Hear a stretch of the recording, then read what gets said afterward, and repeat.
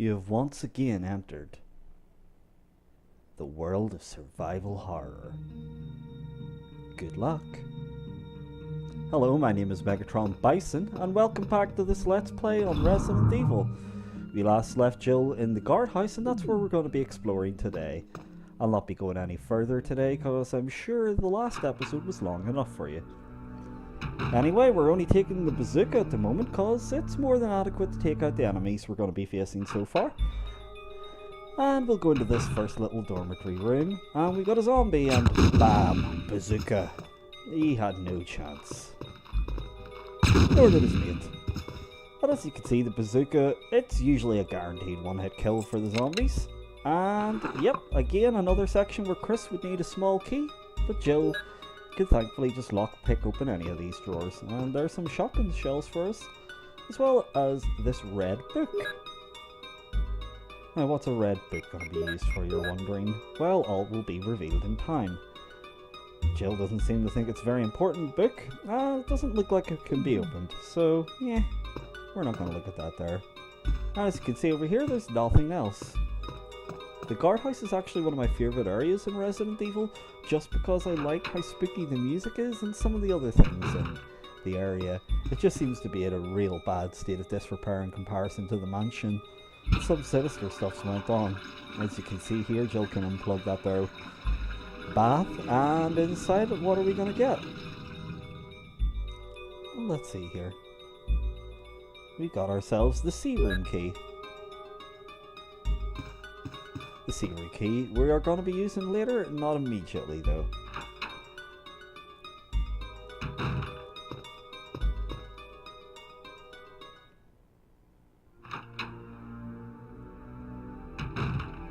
And we're going to go through these double red doors to see if there's anything worthwhile in here. Inside we have giant spiders for all your arachnophobes. The spiders can either spit poison at you, which is a real pain in the ass, or they can run just straight into you to cause damage, but they're usually quite easily avoided. And it looks like a clock dial with 958. Some kind of code? Well, yeah, you're going to be wanting to note down that code. The pull cues also in some way spell out the code if you can be bothered figuring it out, but given the fact that from later editions of the game onwards it just outright told you the code, you may as well just do that instead. And as you see, we've got a clip, and I got boffed by a spider, but like I said, they're not too bad to avoid most of the time. Usually a grenade round will take them out quite quickly, or 3 shotgun blasts, but to be honest, there's so few encountered in the regular Resident Evil, you're best just running past them, because they're not much of a threat otherwise.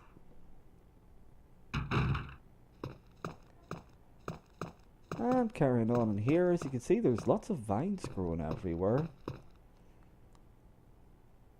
And we're going to try this first door first of all. We're in a big enough room here, and over here you can see a door. And look at that, a keypad. And did we just get a keypad code? For instance, 958 from the pull cue table. Let's try that out. And yay, that seems to have done the job.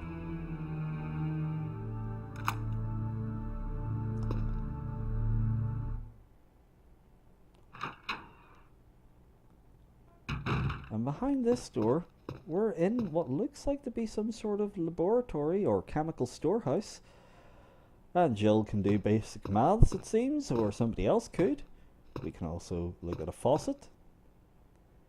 There are these empty bottles, but what do we need empty bottles for? And there's another empty bottle. And over here, something's written on the wall. It seems as though water and these other chemicals seem to have some sort of numerical code attached to them, so well, the idea here is that eventually we're going to have a use for these bottles, as well as the various chemicals littered about the room. However, unless you actually read a book telling you what these chemicals all are, Jill will only ever be able to pick up the glass bottle, or the empty bottle rather, and fill it with water. And it's best not wasting your time. And look, we've got a dormitory key here, but it seems to be underneath a nest. Let's check the dormitory key first. That's key for room number 2. Well, that's good to know. We also have the control room key. Let's have a check of that. It's got a carving of the moon on it apparently, but not one that can be seen. I think that may be an accidental description. And oh no! Bees! Not the bees! Not the bees! Yeah, the bees aren't really much of a threat. You can outrun them very easily, and a single handgun bullet puts them down. I'm not going to waste bazooka rounds on them, that's overkill. And over here we've got room number 2, so let's try that out.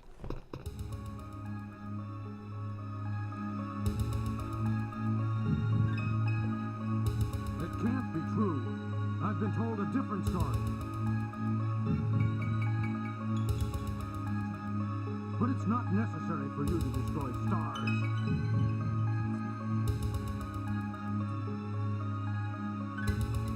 What about my family?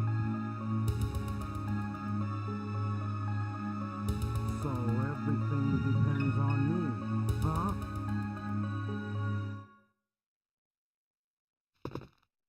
I could have swore that sounded like Barry there. Let's look at the room anyway. We're going to get rid of that key. Let's see if Barry's behind here after all.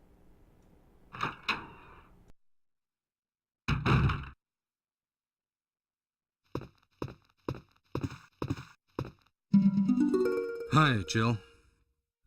Hi, Barry. I heard someone talking. So you heard it too. I think I'm getting old. It seems that talking to myself is becoming a habit. Talking to yourself? Barry, something must have happened to you. Am I wrong? You sound strange. Well, it seems I made you worry, but don't. Maybe I have been a nervous wreck since all of these strange things started happening. Well, I think I'll go out and get some fresh air for a change.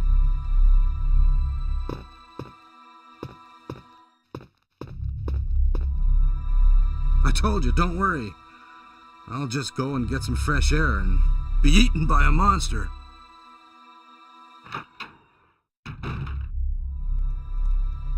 Yeah, I don't know who's more confused there, Jill or myself. But let's take the dormitory map sketch and check out the drawer over here.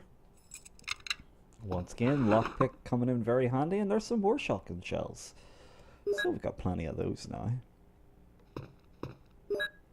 Plan 42 report. 4 days have passed since the accident, and the plant at point 42 is growing amazingly fast. It has been affected by the T-virus differently than the other plants have been, and shows unique shape in addition to its size. Looking at the way it behaves, it is now difficult to determine what kind of plant it was originally. There are 2 ways in which plant 42 gathers nutrition. The first one is through its root, that it reaches into the basement. Immediately after the accident, the scientist went mad and broke the water tank in the basement. Now the basement is filled with water. It is easily imaginable that there were chemical elements that are blended in the water and promotes the incredibly fast growth of plant 42. Another part of plant 42 from the basement grows through the duct and hangs down like so many of the bulbs from the ceiling on the first floor. Many of the vines come out of those bulbs, and they are the second source for nutrition. Once sensing movement, plant 42 shoots its vines around the plate and holds it. Then it starts sucking up blood using the suckers located at the back of its vine. It also shows some intelligence by blocking the door by twining its vines around it, especially when it captures prey or it's sleeping. Several staff members have already fallen victims to this. May 21st, 1998, Henry Sarton. Well, that doesn't exactly make for positive reading now, does it? It looks like the T-virus is affecting plants as well as humans and dogs. It doesn't really bode well. Again, it just adds to the creepiness of this mansion and the guardhouse. The guardhouse, like I said, between the music and just the whole atmosphere of the place, there's just something really creepy about it that I like. And again, Barry from before was acting extremely odd. Like I said, Barry's been very untrustworthy in this route, and I was just bringing the map up there incidentally to show that, yeah, according to it, there was a hidden passageway, and as you can see, it wasn't very well hidden behind those bookshelves. You could even see the ladder without pushing the first one. So we've now reached the basement of this dormitory of the guardhouse, and we've got some UMB boxes, which, as you're probably going to be able to guess, is an abbreviation for umbrella. So it's probably some of their pharmaceuticals or some form of storage that was used to contain them anyway. And this is a fairly boring non-puzzle. You know that it's always dull when box pushing puzzles happen, and here we have probably one of the duller parts of Resident Evil. Just pushing these boxes into the water. You can see that I had to push that first box further back in order to actually be able to push it against the wall, so that it would actually then be able to be pushed into this here little pool of water, creating a bridge. It's not very fun to do, it's not very interesting to watch, so I have to apologise for that. I'll probably speed ahead here.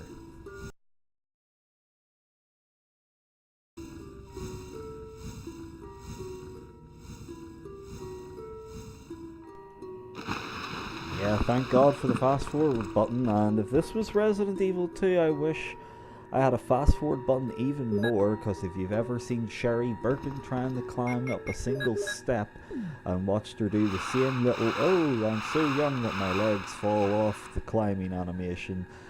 Oh, it's cute the first time maybe, but not the 67th. And this area seems to be flooded. There's a big tank in the middle of the room, but let's check out behind this door first of all. And I have to assume this is the routes from the Plant 42 report that we mentioned. And there's nothing in the bag, and nothing in the box, so just a big route. Well, I don't think we can do much there at the moment. So let's leave that alone for now and explore the rest of this flooded basement. But oh no, I don't know if we're alone here.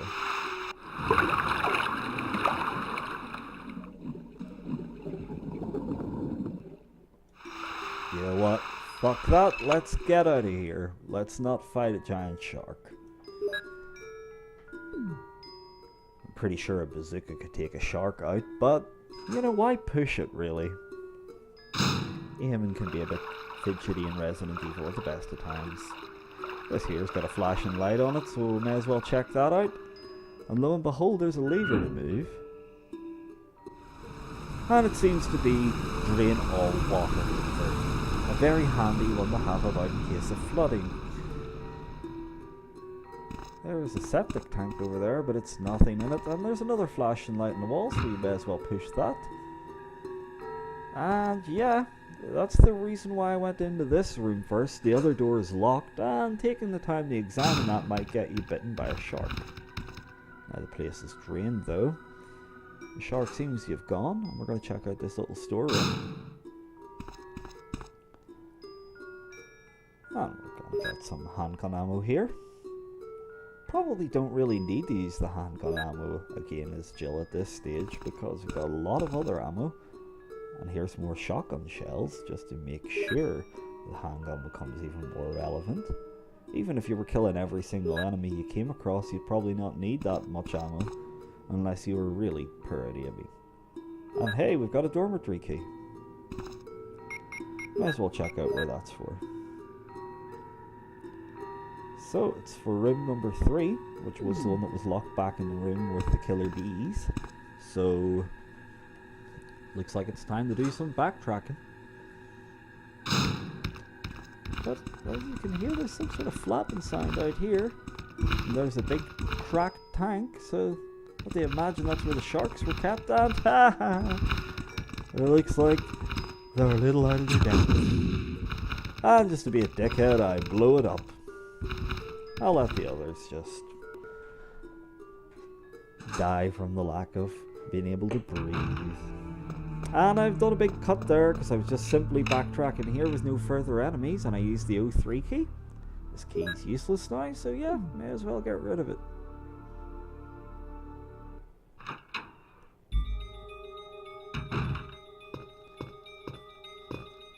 And in here, no, there doesn't seem to be any zombies. But we do have this bookcase with a row of red books and only one white one. Vigil report. As I stated in the last report, there are some common features found in the cells of the plant infected by the T-virus. We also have found another interesting fact through some experiments. We found an element that destroys the plant cells rapidly in UMB number 16, one of the series of umbrella chemicals that were created for the experiment. We named this umbrella number 16 as Vigiled, and in our calculation it will take less than 5 seconds to destroy plant 42 if we put the Vigil directly on the root. You need to mix some of the chemicals of the UMB series chemicals in a specific order to create the Vigiled, but the umbrella series chemicals may generate a poisonous gas which is harmful to the human body. Extreme caution should be taken when handling these chemicals, and the following are the types of series of umbrella chemicals. So you can see the various different chemical numbers there, including blue, which has a stimulating spell. Now we have to read that report in order to actually be able to use the chemicals that were hidden in the code door room. But you can guess this is another non-puzzle here. Put the red book that we had found earlier that was otherwise useless into that. And look, there's a secret door behind that there bookcase. Got ourselves an ink grid in there, but nah, I don't think I'll be needing that. Well, let's check out this little room. Oh, zombie. Well, that was very difficult. Got ourselves some flame rounds for the trouble. And look, everything's dusty in there. Yeah, the zombie didn't even have the good grace to wash out the bath after himself. Don't you just hate it? Don't you just hate it when people do that? At least he's got the excuse of being dead, I suppose. But in here, I'm gonna go ahead and fight the plant, cause quite frankly, we've already done enough backtracking in the last video, and he wants to go mixing chemicals and then start bringing them down to the basement. I'm just gonna take it on with these flame rounds here. Normally playing as Jill, if you were to do this, you could be rescued with Barry if you took the regular route. But the plant is pretty much a non-threat. As you can see, a grenade round and 2 flame rounds has already put it down for the first count.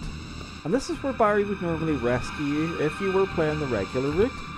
But otherwise, it's going to take a few more flame rounds. He can only attack you by dripping acid from the ceiling, or poorly trying to attack you with his arms. But you have to get in close to do that, and then you'd be stupid, wouldn't you? So there you go, that killer plant. After all that build-up, I've made it look very easy. But just bear in mind, the developers didn't really want you to go about it this way. If you were to have created the Vigiled, then you would only have to have taken down the plant the first time. You wouldn't have to do it an additional second time. And hidden in that room is the helmet key. And you gotta wonder, why the hell is a mansion key hidden in a room with killer plant in a fireplace? What if somebody needed to use a toilet behind one of these doors? Oh well. Out here we're gonna have another cutscene, so I'll be quiet.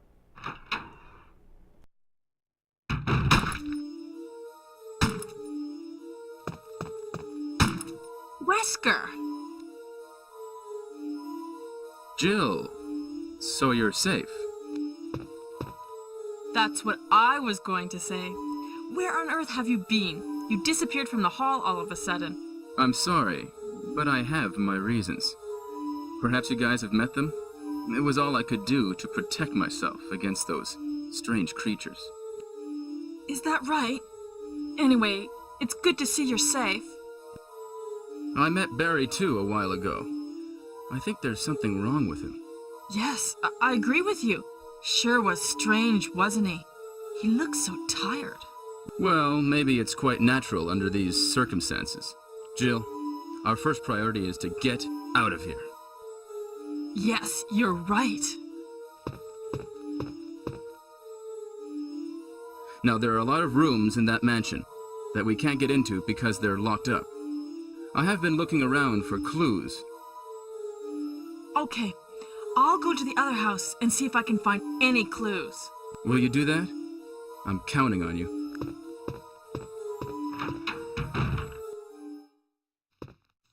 So Wesker seems to agree that Barry's acting weird, and yes, he was shooting at bees.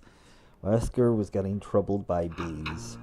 You have to admit, Wesker wasn't exactly very forthcoming with a decent excuse other than strange creatures. I don't think he's letting on all he knows. But to be honest, that is actually the guardhouse dealt with, unless you take the slower vigil route. It's not a very particularly big area, but it's got a good creepy vibe going and memorable moments. Again, I'm gonna cut out the point where I actually end up doing the item management, because again, much like the backtracking, it's just not worth putting in there. You can see the items I've taken with me. And you know what? I'm gonna play on until we actually return to the mansion here. And hey, is that the radio again? This is Brad. I know you can't answer me, but somehow, give me a sign. This is Jill. Brad? Oh, it's broken. I thought we'd established that the radio was broken the first time round, Jill. Oh well. She's, like I said, not very good on the uptake. How she ever learned to play piano, I'll never know. Going back to the house, I managed to miss that dog with my flame round. What a waste. But the second one's put him down. No more playing fetch for him. And you know what, I really should have cut out the backtracking from here, as I nearly returned to the mansion.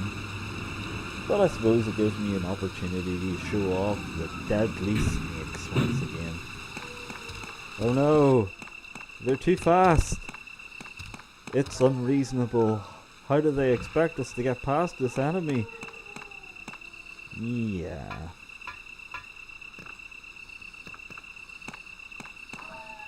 Anyway, we're not doing bad for healing items. Nor are we doing bad for ammo.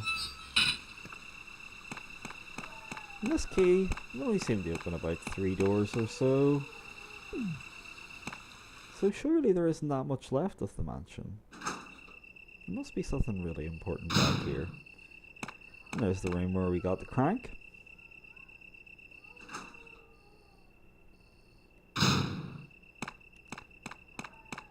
And here we are getting back into the mansion proper.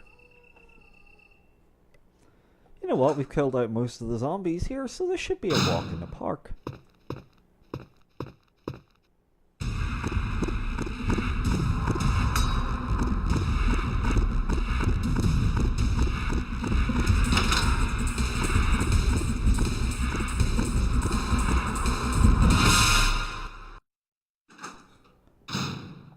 Hiya!